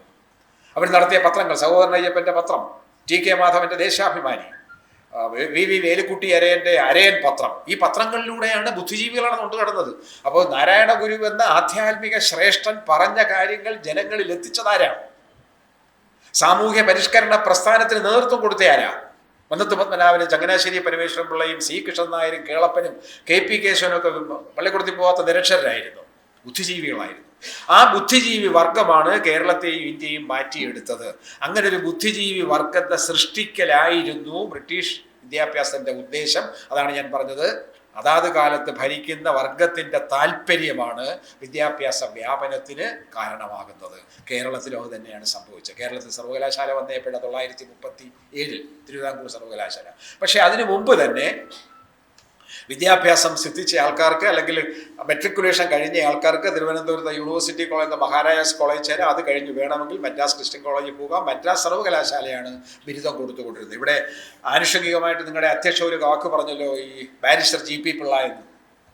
തൻ്റെ 19ാമത്തെ വയസ്സിൽ 1881 തിരുവനന്തപുരത്തെ മഹാരാജാസ് കോളേജിൽ പഠിക്കുമ്പോഴാണ് തിരുവിതാംകൂറിൽ നടക്കുന്ന അഴിമതി ഭരണത്തിനെതിരെ അതിശക്തമായ ഭാഷയിൽ ഇംഗ്ലീഷിൽ കൊച്ചിയിൽ നിന്നും ബ്രിട്ടീഷ് കൊച്ചിയിൽ നിന്നും പ്രസിദ്ധീകരിക്കുന്ന വെസ്റ്റേൺ സ്റ്റാർ എന്ന പത്രത്തിൽ വിമർശന ലേഖം എഴുതിയതും അതിൻ്റെ പേരിൽ അദ്ദേഹത്തെ കോളേജിൽ നിന്ന് പുറത്താക്കിയതും അദ്ദേഹം പഠനോപേക്ഷിച്ച് മദ്രാസിൽ പോയതും അവിടെ പത്രപ്രവർത്തനം തുടർന്നതും ഇന്ത്യൻ നാഷണൽ കോൺഗ്രസിൻ്റെ അഖിലേന്ത്യാ സെക്രട്ടറിമാരിൽ ഒരാളായി തിരഞ്ഞെടുക്കപ്പെട്ടതും ഒക്കെ ഈ അഭ്യസ്തവിദ്യരായ ബുദ്ധിജീവികളാണ്.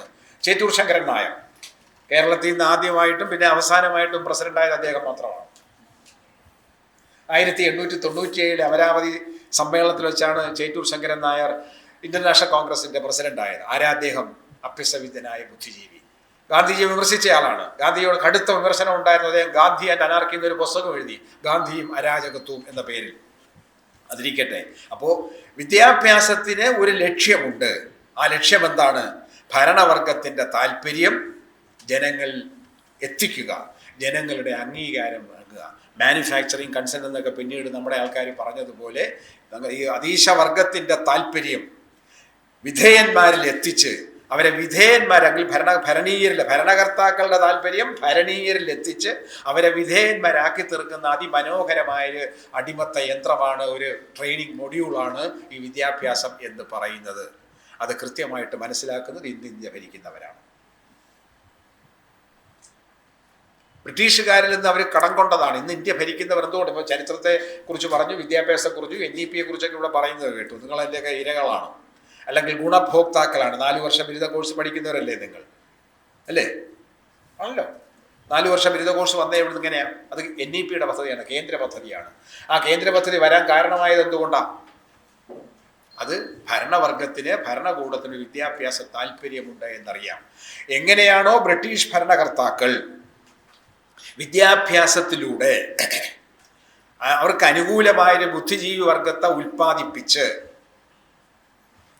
അവരുടെ താല്പര്യം സംരക്ഷിക്കാൻ ശ്രമിച്ചത്. അപ്പം നിങ്ങൾ ചോദിച്ചേക്കാം, ദേശീയ പ്രസ്ഥാനം നേതൃത്വം കൊടുത്തേ അവരല്ലേ? ഇന്ത്യക്ക് സ്വാതന്ത്ര്യം നേടിത്തന്നത് അവരല്ലേ? ആ ദേശീയ പ്രസ്ഥാനം ഇല്ലായിരുന്നെങ്കിൽ ഇന്ത്യക്ക് സ്വാതന്ത്ര്യം കിട്ടുമായിരുന്നോ? മഹാത്മാഗാന്ധി പോലും ബിരുദധാരിയായത് ബ്രിട്ടന്റെ സഹായത്തോടു കൂടിയല്ലേ നിങ്ങൾ ചോദിച്ചേക്കാം. പക്ഷേ 1947 ഇന്ത്യക്ക് സ്വാതന്ത്ര്യം കിട്ടുന്നു, 50-ൽ ഭരണഘടന നിലവിൽ വരുന്നു. ഇന്ത്യൻ വിദ്യാഭ്യാസത്തിന്റെ അലകും പിടിയും മാറ്റാൻ ഒന്നും തന്നെ അഭ്യസ്തവിദ്യരായ ബ്രിട്ടീഷ് ഭരണത്തിന് കീഴിൽ അഭ്യസ്തവിദ്യരായ അല്ലെങ്കിൽ ബിരുദധാരികൾ നയിച്ചിരുന്ന ഇന്ത്യൻ ഭരണകൂടത്തിന് സാധിച്ചില്ല. നിങ്ങളുടെ അധ്യയന മാധ്യമം എന്താ ഇപ്പോൾ? What is your medium of instruction? സർവകലാശാല വല്ല തീരുമാനം എടുത്തിട്ടുണ്ടോ? പള്ളിക്കൂടത്തിൽ 12ാം ക്ലാസ് വരെ 10ാം ക്ലാസ് വരെ മലയാളം മീഡിയത്തിലും ഇംഗ്ലീഷ് മീഡിയത്തിലും പഠിക്കാം. തുടക്കത്തിൽ മലയാളം മീഡിയം മാത്രമേ ഉണ്ടായിരുന്നുള്ളൂ. നമ്മുടെ സമ്മർദ്ദമേറിയത് കൊണ്ടാണ് ഇംഗ്ലീഷ് മീഡിയം കൂടി വന്നത്. ഹയർ സെക്കൻഡറിയിൽ പൂർണ്ണമായിട്ട് മീഡിയം മലയാളം ഇംഗ്ലീഷാണ്. പരീക്ഷ എഴുതാൻ മലയാളത്തിന് അനുവാദമുണ്ട്. ബിരുദ പഠനത്തിലും പരീക്ഷ എഴുതാൻ മലയാളത്തിൽ അനുവാദമുണ്ട്. PG കൊണ്ടോ എന്ന് എനിക്കറിയില്ല, ഇല്ല. അപ്പോൾ മീഡിയം ഓഫ് ഇൻസ്ട്രക്ഷൻ ഏതാ സർവകലാശാല തലത്തിൽ? അധ്യാപകർ പഠിപ്പിക്കുന്ന നിങ്ങൾ മറക്കുക. അധ്യാപകർ എന്ത് ഭാഷയിൽ പഠിപ്പിക്കുന്നു എന്നുള്ളതല്ല പ്രശ്നം. സർക്കാരിൻ്റെ നിയമം എന്താ, അല്ലെങ്കിൽ സർവകലാശാലയുടെ നിയമം എന്താ? ഇംഗ്ലീഷ് അല്ലേ? ആണോ അല്ലയോ? ഉറപ്പില്ല. കാരണം നിങ്ങളുടെ അധ്യാപകർ നിങ്ങളോട് മലയാളത്തിൽ സംസാരിക്കുന്നതുകൊണ്ട് സർക്കാരിൻ്റെ സർവകലാശാല ചട്ടം നിങ്ങൾക്ക് ഇംഗ്ലീഷാണ്. എന്തുകൊണ്ട് 70 കൊല്ലം കഴിഞ്ഞ് അല്ലെങ്കിൽ 75 കൊല്ലം കഴിഞ്ഞിട്ട് നമുക്കത് മാറ്റാൻ സാധിച്ചില്ല? മന്ത്രിസഭയുടെയും നിയമസഭയുടെയും പഞ്ചായത്ത് കമ്മിറ്റിയുടെയും കാലാവധി എത്ര കൊല്ലമാണ്? 5 കൊല്ലമാണ്. എന്നാൽ സർവകലാശാല വൈസ് ചാൻസലറുടെയും രജിസ്ട്രാറുടെയും സിൻഡിക്കേറ്റിൻ്റെയും സെനറ്റിൻ്റെയും അക്കാഡമിക് കൗൺസിലിൻ്റെയും കാലാവധി എത്രയാണ്? 4 കൊല്ലമാണ്. എന്താ 4 കൊല്ലം ആവാൻ കാരണം? 1 കൊല്ലം കുറഞ്ഞ് 3 പോയ ദോഷം വരുമോ? വരില്ല. 1 കൊല്ലം കൂട്ടി 5 ആയ കുഴപ്പം വരുമോ? ഇപ്പോഴത്തേക്കാൾ കൂടിയ ദോഷം ഒന്നും വരില്ല. കാരണം അത്രയും വിദഗ്ധന്മാരാണ് നമ്മുടെ തലപ്പത്തുള്ളവർ. എന്തുകൊണ്ടാണ്? അത് 1904 കൽക്കട്ട യൂണിവേഴ്സിറ്റി ആക്ടിൽ അങ്ങനെയാണ് പറഞ്ഞത്. പിന്നീട് വന്ന എല്ലാ സർവകലാശാലകളും അത് തന്നെ നമ്മൾ അംഗീകരിച്ചു. ഒരു ഇട പോലും മാറ്റണമെന്ന് നമുക്ക് തോന്നിയില്ല. എന്തുകൊണ്ട് ഉന്നത വിദ്യാഭ്യാസം മലയാളത്തിലാവണമെന്ന് നമുക്ക് തോന്നുന്നില്ല? 2021 കേന്ദ്ര സർക്കാരിൻ്റെ AICTE എന്ന് പറയുന്ന സാങ്കേതിക വിദ്യാഭ്യാസ നേതൃത്വം കൊടുക്കുന്ന സ്ഥാപനം ഇന്ത്യയിലെ എല്ലാ സർവകലാശാലകൾക്കും ഒരു കത്തയച്ചു, ഇൻക്ലൂഡിങ് അവർ യൂണിവേഴ്സിറ്റി, ടെക്നോളജിക്കൽ യൂണിവേഴ്സിറ്റി. അതിൽ പറഞ്ഞ എന്താ? ഘട്ടം ഘട്ടമായിട്ട് സാങ്കേതിക വിദ്യാഭ്യാസം മാതൃഭാഷയിലൂടെയാക്കണം എന്ന് കേരളത്തിലെ സാങ്കേതിക സർവകലാശാല തീരുമാനിച്ചു. അത് അപ്രായോഗികമാണെന്ന്. 22 ഇന്ത്യൻ മെഡിക്കൽ കൗൺസിൽ, ആരോഗ്യ വിദ്യാഭ്യാസ നേതൃത്വം കൊടുക്കുന്ന അഖിലേന്ത്യാ സംഘടനയുടെ പേരാണ് ഇന്ത്യൻ മെഡിക്കൽ കൗൺസിൽ. അവർ പറഞ്ഞു ആരോഗ്യ വിദ്യാഭ്യാസം ഇന്ത്യയിലെ എല്ലാ സർവകലാശാലകളും ഘട്ടം ഘട്ടമായി പ്രാദേശിക ഭാഷകളിലൂടെ ആക്കണം എന്ന്. കേരളത്തിൽ തൃശ്ശൂർ ആസ്ഥാനമായി പിന്നെ നിൽക്കുന്ന ആരോഗ്യ സർവകലാശാല തീരുമാനിച്ചത് മലയാളം പ്രൊഫസറുടെ തസ്തിക സൃഷ്ടിക്കാനാണ്. സ്വരം പരമായാൽ സമൃദ്ധോകാരം ലോപിക്കും എന്നുള്ള ഗ്രാമർ പഠിപ്പിക്കാനാണോ ഡോക്ടർമാരെ? ആരോഗ്യശാസ്ത്രം മാതൃഭാഷയിലൂടെ പഠിപ്പിക്കണം. എഞ്ചിനീയറിംഗ് ശാസ്ത്രം മാതൃഭാഷയിലൂടെ പഠിപ്പിക്കണം. അങ്ങനെ പഠിപ്പിക്കുമ്പോഴാണ് മലയാള ഭാഷ സമ്പന്നമാകുന്നത്, ജ്ഞാനഭാഷയാകുന്നത്. ലോകത്തുള്ള ഏത് വിജ്ഞാനത്തെയും ഉൾക്കൊള്ളാൻ മലയാളത്തിനോ, അല്ലെങ്കിൽ ലോകത്തെ ഏത് ഇംഗ്ലീഷ് എങ്ങനെ ഇത്രയും കേവമായത്? മലയാളത്തിൻ്റെ കയർ അവിടെ കിടപ്പുണ്ട്, മലയാളത്തിൻ്റെ കട്ടവര അവിടെ കച്ചാമരണം എന്ന പേരിൽ കിടപ്പുണ്ട്. ലോകഭാഷയിലും ലോകവിജ്ഞാനത്തെ ഉൾക്കൊണ്ടുകൊണ്ടാണ് എല്ലാ ഭാഷയും വളരുന്നത്. പക്ഷേ മലയാളം തടസ്സം നിൽക്കുകയാണ്. കാരണം എന്താ? കൊളോണിയൽ ഭരണകാലത്തെ വിദ്യാഭ്യാസ പദ്ധതിയുടെ ഹാങ് ഓവർ, ആ അച്ചിൽ വാർത്തെടുത്ത, ആ മൂശയിൽ വാർത്തെടുത്ത ഒരു ബുദ്ധിജീവി വർഗമാണ് സ്വാതന്ത്ര്യ ഭരണത്തിൻ്റെ അടുത്ത ഘട്ടങ്ങളിൽ, സ്വാതന്ത്ര്യ അനന്തരമുള്ള ഏതാനും പതിറ്റാണ്ടുകളിൽ നമ്മളെ ഭരിച്ചത്. അതുകൊണ്ട് നമുക്ക് ഇംഗ്ലീഷ് മീഡിയം മാറ്റി മലയാളം മീഡിയം ആക്കണമെന്ന് തോന്നില്ല. ഇംഗ്ലീഷ് മീഡിയത്തിൽ പഠിച്ചാൽ എന്തെങ്കിലും ദോഷം വരുമെന്നല്ല ഞാൻ പറയുന്നത്. കാരണം ഞാൻ 4 നൂറ്റാണ്ടിലേറെ കാലം എൻ്റെ മലയാളികളായ വിദ്യാർത്ഥികളെ കേരള ചരിത്രം പഠിപ്പിച്ചത് ഇംഗ്ലീഷിലാണ്. ഞാൻ കോളേജ് അധ്യാപകനായിരുന്നു. 4 നൂറ്റാണ്ടിലേറെ കാലം ഞാൻ പഠിപ്പിച്ചു, കേരള ചരിത്രം ഞാൻ പഠിപ്പിച്ചു. പക്ഷേ മലയാളികളായ എൻ്റെ വിദ്യാർത്ഥികളെ മലയാളിയായ ഞാൻ പഠിപ്പിച്ചത് ഇംഗ്ലീഷിലാണ്. അത് ആവശ്യമുണ്ടായിരുന്നോ? കേരള ചരിത്രം മലയാളത്തിൽ എന്നെ പഠിക്കേണ്ടതും പഠിപ്പിക്കേണ്ടതും അതിന് സാധിച്ചില്ല. കാരണം എന്നെ യൂണിവേഴ്സിറ്റി അനുവദിച്ചു. ഞാൻ മലയാളത്തിലാണ് പറഞ്ഞതൊക്കെ. കാരണം ഇംഗ്ലീഷ് എപ്പോഴില്ല, കാരണം ചതച്ച് പുതച്ച ഇംഗ്ലീഷാണ്, ബ്രോക്കൺ ഇംഗ്ലീഷ് എന്നൊക്കെ പറയാം. പക്ഷേ സർവകലാശാല ഇപ്പോഴും പറഞ്ഞ ഇംഗ്ലീഷിൽ പഠിപ്പിക്കാനാണ്. എന്തുകൊണ്ട് മാറ്റാൻ സാധിക്കുന്നില്ല? അതാണ് ഭരണകൂടം ഒരിക്കലെടുക്കുന്ന ഒരു തീരുമാനം തലമുറകളോളം അല്ലെങ്കിൽ വർഷങ്ങളോളം പതിറ്റാണ്ടുകളോളം നിലനിൽക്കും. അതിൻ്റെ ഒരു ഐഡിയോളജിക്കൽ അപ്പാരറ്റസ് എന്നൊക്കെ പറഞ്ഞ കുനുകു വളഞ്ഞു പോയ ഒരു മനുഷ്യൻ ഇറ്റലിയിലുണ്ടായിരുന്നു. ഗ്രാംഷി എന്നാണ് അങ്ങേരെ പേര്. ഹഞ്ച് ബാക്ക്ഡ് മാനാണ്. അദ്ദേഹം പറഞ്ഞു, ഈ ഭൗതികമായ അടിത്തറ, സാമ്പത്തിക അടിത്തറ തകർന്നാലും ആ അടിത്തറ ഉൽപ്പാദിപ്പിക്കുന്ന ആശയങ്ങൾ സമൂഹത്തെ പതിറ്റാണ്ടുകളോ ചിലപ്പോൾ നൂറ്റാണ്ടുകളോളം സ്വാധീനിക്കും, നിലനിൽക്കുമെന്ന്. അങ്ങനെയാണ് കേരളത്തിൽ ജാതി വ്യവസ്ഥ നിൽക്കുന്നത്. ജാതിജന്മി നാടുവാഴി വ്യവസ്ഥയിൽ, അതായത് ബ്രിട്ടീഷുകാർ ഇന്ത്യയിൽ വരുന്നതിന് മുമ്പുള്ള നാടുവാഴിത്ത വ്യവസ്ഥയിലാണ് ജാതി എന്ന സാമൂഹ്യ വിഭജനം ഉണ്ടായത്. ആ സാമൂഹ്യ വിഭജനം അരോചകമാണെന്ന് നമുക്ക് തോന്നി തുടങ്ങിയത് 19-ാം നൂറ്റാണ്ടിലാണ്. വിവേചനമാണെന്ന് തോന്നിയത്. ഇന്നലെ വരെ നിയമ വിധേയമായിരുന്നു, ഇന്ന് വിവേചനമാണെന്ന് നമുക്ക് തോന്നിയതപ്പോഴാണ് 19-ാം നൂറ്റാണ്ടിൽ ആധുനിക വിദ്യാഭ്യാസം ലഭിച്ചപ്പോഴാണ്. ജാതി അടിമകളെ കൂലി അടിമകളാക്കി മാറ്റണം. 1879 മൂന്നാറിൽ 3000 ഏക്കർ ഭൂമി, 1 സെന്റിന് 4 അണ ക്രമത്തിൽ ഒരു സായിപ്പ് വിലയ്ക്ക് വാങ്ങിച്ച മൺട്രോ സായിപ്പിന്റെ പൗത്രൻ മൺട്രോ.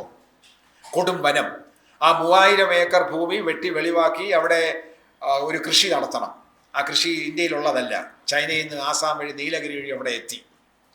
അത് കുത്തിക്കുഴിച്ച് നട്ട് നനച്ച് അത് വളർന്നു വരുമ്പോൾ അതിൻ്റെ തളിരിന് കൊളുന്ത് എന്ന് പേരിട്ട് ആ കൊളുന്ത് നുള്ളി ഉണക്കി പൊടിച്ച് അരിച്ച് തിളച്ച വെള്ളത്തിലിട്ട് പാലോ പഞ്ചസാരയോ ചേർത്ത് അല്ലെങ്കിൽ ചേർക്കാതെ കഴിച്ചാൽ ഉന്മേഷം കിട്ടുമെന്ന് മുതലാളി പറഞ്ഞു. വേലക്കാരെല്ലാം അത് കഴിച്ച് ഉന്മേഷിച്ചു. ഞാനും ഇപ്പം രാവിലെ ഉന്മേഷിച്ചു. എനിക്കും കിട്ടി ഒരെണ്ണം ചായ. അത് ദാഹശമനിയല്ല, രോഗനിവാരണിയല്ല, പാപനാശിനിയല്ല, മോക്ഷദായിനിയുമല്ല.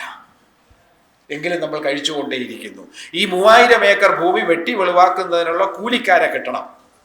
കൂലിക്കാരെല്ലാം തന്നെ കേരളത്തിൽ കുലത്തൊഴിൽവാദക്കാരാണ്. ഞാൻ അപ്പനപ്പൂപ്പൻ്റെ കാലത്ത് തുടങ്ങിയ കുലത്തൊഴിലേ ചെയ്യുള്ളൂ, ഞാൻ വേറെ പണി ചെയ്യില്ല എന്ന് പറഞ്ഞാൽ ഇവനെ കുലത്തൊഴിൽ നിന്ന് മോചിപ്പിച്ച് സ്വതന്ത്ര തൊഴിലാളിയാക്കി ഈ വ്യവസായി കമേഴ്ഷ്യൽ ക്രോപ്പ് എന്ന് പറയുന്ന വാണിജ്യ കൃഷിയിലേക്ക് നയിക്കേണ്ടത് മൂലധനം മുടക്കിയ മുതലാളിക്ക് ആവശ്യമായിരുന്നു. അങ്ങനെയാണ് ജാതി വ്യവസ്ഥയിൽ വിള്ളലുണ്ടാകാൻ കാരണവും ജാതി അടിമ കൂലി അടിമയായി മാറുന്നതും. ആ കൂലി അടിമയായി മാറി ജാതി വ്യവസ്ഥ എന്നിട്ട് പോയോ? ഇന്ത്യക്ക് സ്വാതന്ത്ര്യം കിട്ടി 75 കൊല്ലം കഴിഞ്ഞിട്ടും കിട്ടിയോ? കേരളം at 70 ആണ്, 70 പൂർത്തിയാവാൻ പോവാണ്. നമ്മൾ സപ്തതിയിലേക്ക് കടക്കുകയാണ്. ഈ 70 കൊല്ലം കഴിഞ്ഞിട്ടും കേരളത്തിൽ ജാതി വ്യവസ്ഥ മാറിയോ? ജാതി വിവേചനം കുറച്ചിട്ടുണ്ടാവാം. ജാതി പറഞ്ഞ ആരെയും വിളിക്കാൻ പറ്റില്ല. ഇപ്പോൾ ജാതി അധിക്ഷേപം പാടില്ല. കാരണം ഭരണഘടനയുടെ 3-ാം അധ്യായത്തിലെ 14, 16 വകുപ്പുകളൊക്കെ അതിന് ശക്തമായ പ്രതിരോധം തീർക്കുന്നുണ്ട്. പക്ഷേ ജാതിജന്മി നാടുവാഴി വ്യവസ്ഥയിൽ ജാതി അന്നത്തെ ഭരണവിധേയമായ സാമൂഹ്യ വിഭജനമായിരുന്നു എന്നതുപോലെ തന്നെ ജനാധിപത്യ ഭരണത്തിന് കീഴിലും ജാതി വ്യവസ്ഥ നിയമവിധേയമാണ്. 1935 തിരുവിതാംകൂർ പബ്ലിക് സർവീസ് കമ്മീഷൻ കൊണ്ടുവന്നത് 35% ആൾക്കാരെ ഉദ്യോഗസ്ഥന്മാരെ നിയമിക്കാം, ജാതി സംവരണം. ജനാധിപത്യ വ്യവസ്ഥയിൽ 50% 50% ആക്കി എന്ന് വെച്ചാൽ 50% സംവരണം ഏതടിസ്ഥാനത്തിലാണ് കൊടുക്കുന്നേ? ഏതടിസ്ഥാനത്തിലാണ്? ജാതി അടിസ്ഥാനത്തിലല്ലേ? നമുക്കറിയാത്ത ഒരുപാട് ജാതികൾ ലിസ്റ്റ് പബ്ലിക് സർവീസ് കമ്മീഷന്റെ പട്ടികയിലുണ്ട്. 1, 2, 3 എന്ന് പറഞ്ഞ് ഇങ്ങനെ ചോയ്സ് ഇട്ടുന്നു. 50% യോഗ്യതയുടെ അടിസ്ഥാനത്തിൽ 50% സാമൂഹികമായ പിന്നാക്ക അവസ്ഥയിലായിരുന്ന ജാതികൾക്ക് വേണ്ടിയിട്ട്. അത് മാറ്റണമെന്നല്ല ഞാൻ പറഞ്ഞത്, മാറ്റാൻ സമയമായിട്ടില്ല എന്ന് നമുക്കറിയാം. പക്ഷേ ജാതിയപ്പോൾ എന്തായി തീർന്നു? നിയമവിധേയമായ സാമൂഹ്യ വിവേചനമായി ഇന്ന് നിൽക്കുന്നു എന്ന് തുടങ്ങിയതാ. ജന്മിത്തം പോയില്ലേ? 1970 സർക്കാർ ഉത്തരവിലാണ് ജന്മിത്തം എന്ന പരിപാടി അവസാനിപ്പിച്ച കേരള സർക്കാർ. നാടുവാഴിത്തമുണ്ടോ? 47 രാജാക്കന്മാർ പോവുകയും ഇന്ത്യ യൂണിയൻ ലയിക്കുകയും ചെയ്തപ്പോൾ നാടുവാഴിത്തം പോയി. ബ്രിട്ടീഷുകാർ ഇന്ത്യ വിട്ടുപോയപ്പോൾ കൊളോണിയലിസം പോയി. സാമൂഹ്യ പരിഷ്കരണ പ്രസ്ഥാനത്തിന്റെ ഫലമായി ജാതി വ്യവസ്ഥ ദുർബലമായി. ജാതി വ്യവസ്ഥ മാറിയിട്ടില്ല. ആ ജാതി വ്യവസ്ഥ ഇപ്പോഴും നമ്മൾ കൊണ്ടു നടക്കുന്നെങ്കിൽ ഗ്രാംഷി പറഞ്ഞത് ശരിയാണ്. ഒരു പ്രത്യേക സാമ്പത്തിക ഉൽപാദന ഘട്ടത്തിൽ വെച്ചുണ്ടാകുന്ന ആശയപരമായ ഒരു മേൽപ്പുര, ഒരു അപ്പാരറ്റസ്, ഒരു ആരൂഢം, ആ അടിത്തറ തകർന്നു പോയാലും പതിറ്റാണ്ടുകളോ ചിലപ്പോൾ നൂറ്റാണ്ടുകളോ നിലനിൽക്കും എന്ന് പറഞ്ഞതുപോലെ 1947 ഇന്ത്യക്ക് സ്വാതന്ത്ര്യം കിട്ടിയും ഇന്ത്യയിലെ സർവകലാശാലകളുടെയും ഉന്നത വിദ്യാഭ്യാസത്തിൻ്റെയും ഘടന മാറ്റാൻ നമുക്ക് സാധിച്ചില്ല. ആ ഘടന മാറ്റാൻ സാധിക്കാത്തത് കൊണ്ട് തന്നെയാണ് ഇന്ന് കേന്ദ്ര സർക്കാർ പറയുന്ന പല കാര്യങ്ങളും നടപ്പിലാക്കാൻ നമ്മൾ നിർബന്ധിതമാകുന്നത്. അതിലൊരു കാര്യം കൂടി കൂട്ടിച്ചേർക്കേണ്ടതുണ്ട്. 1950 ഭരണഘടന നിലവിൽ വന്നപ്പോൾ വിദ്യാഭ്യാസം, കേന്ദ്രവും സംസ്ഥാനങ്ങളും തമ്മിൽ അധികാര വിഭജനത്തിന്റെ ഭാഗമായി സംസ്ഥാനത്തിന്റെ പട്ടികയിലായിരുന്നു വിദ്യാഭ്യാസം. സംസ്ഥാനത്തിന് പൂർണ്ണ സ്വാതന്ത്ര്യമുണ്ടായിരുന്നു.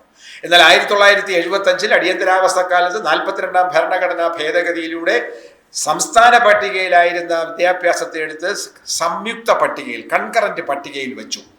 കൺകറന്റ് പട്ടികയിലായാൽ കേന്ദ്രത്തിന് ഇടപെടാം. അങ്ങനെ കൺകറന്റ് പട്ടികയിലായതുകൊണ്ടാണ് സംസ്ഥാനത്തിന് അധികാരം നഷ്ടപ്പെട്ടത്.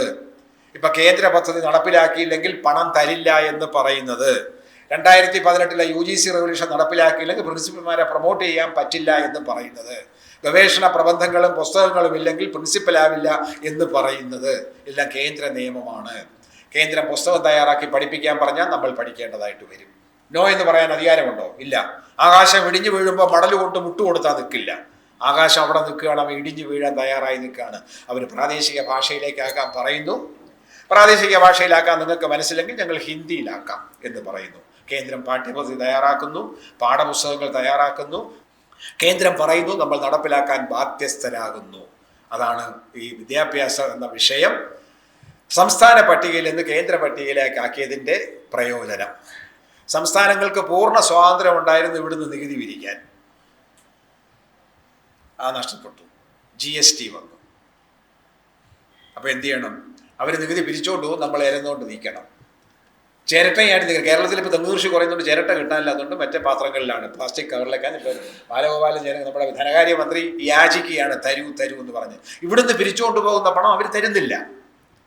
തരാത്തുകൊണ്ട് നമ്മുടെ വികസന പദ്ധതികൾ മുടങ്ങുന്നു. അധ്യാപകരുടെ ശമ്പളം വരെ ചിലപ്പോൾ മുടങ്ങിയേക്കാം, പെൻഷൻ മുടങ്ങിയേക്കാം. ഒരുപാട് ക്ഷേമ പദ്ധതികൾ മുടങ്ങാനുള്ള അവസ്ഥയിലേക്ക് എത്തുന്നതിന് കാരണം എന്താ? നമ്മുടെ സ്വാതന്ത്ര്യം നഷ്ടപ്പെട്ടത് കൊണ്ടാണ്.